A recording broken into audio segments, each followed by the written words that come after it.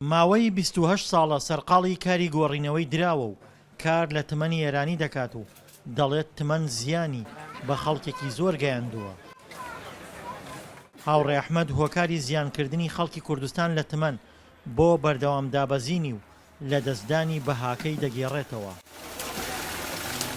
فترەیەکە ڕواجی زۆر کەمە، چونکە ئەم تمەنە خەساری زۆر لە خەڵکداوە. من چوومەتە سەر قەناعەتێ لەبان ئەو زبڵە بیدۆزەرەوە تای تێریتە لای دوکاندارەکە زەرری لیەکەی ئەمنە پیسە. هەموو کوردستانی تاواندۆ ئەوەی دەوڵەمەنە لە منتیقە و سنووری سلێمانی و ئێرانە هەمووی خەساری لێکردەیە.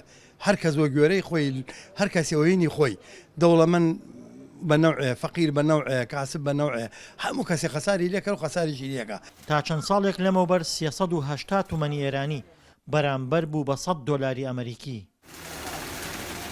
بەڵام ماوەی 3 ساڵە تمەن بە تەواوەتی بەهای لە بەرامبەر دۆلار لەدەستداوە، بە جۆرێک بەهای 100 دۆلار لە بازاڕەکاندا سەرووی 4 ملیۆن تمەنە و کەسیش ناوێرێت کار لە بواری گۆڕینەوەی تمەن بکات.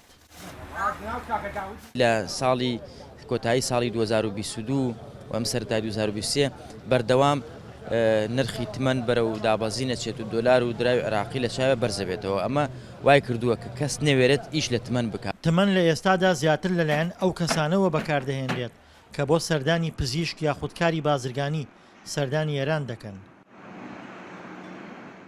خەڵک بە جۆرێک لە کڕینی تمەن ترساوە، هەز دەکەن بە هەر جۆرێک دەستی بۆ بەرن، زەرەرمەند دەبن.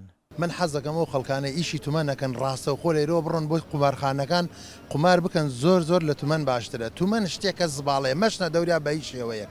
تومەن پارەیەک نییە حساب پارەی بۆ بکەیت، گونا حساب پارە بۆ تومەن بکەیت. تومەن زەرەرێ زۆری لە خەڵکدا ئەفلاسی وە خەڵک کردێ. تومەن لەیرە کردیانەتە پاشای پارەکان. تومەن خۆی هیچ نییە، لە عالەمە هیچ نییە. ئیسە بۆ لەیرە لای ئێمە ئاوا حسابی بۆ ئەکرێت. بەهای تمەن لە بازاڕەکانی عێراق و هەرێم تا دێت زیاتر دەشکێت. پێناچێت بە ئاسانی بەهای تمەن سەقامگیر ببێتەوە بەهۆی سزاکانی ئەمریکا بۆ سەر ئێران.